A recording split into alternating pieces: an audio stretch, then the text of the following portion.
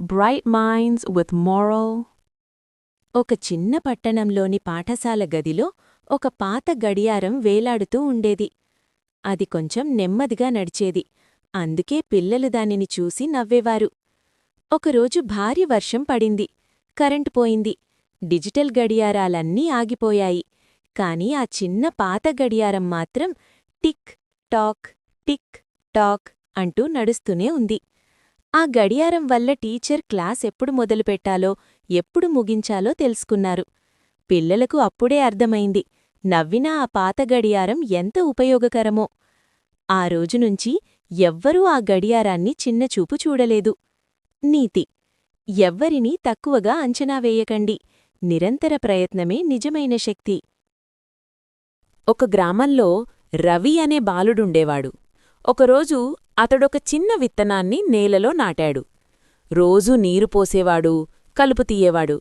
కాని రోజులు గడిచినా మొక్క కనిపించలేదు. అతడి స్నేహితులు నవ్వారు.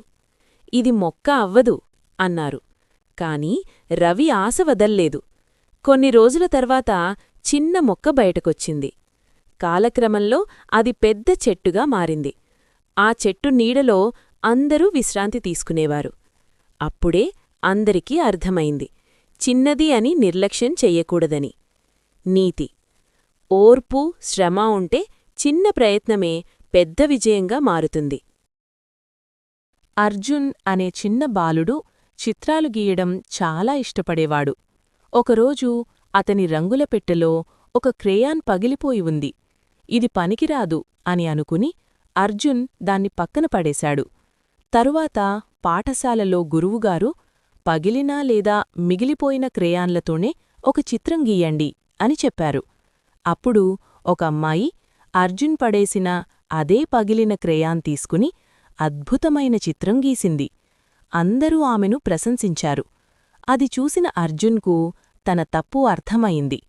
గురువుగారు చిరునవ్వుతో చెప్పారు, పగిలిపోయినదైనా సరే అందం సృష్టించగలదు.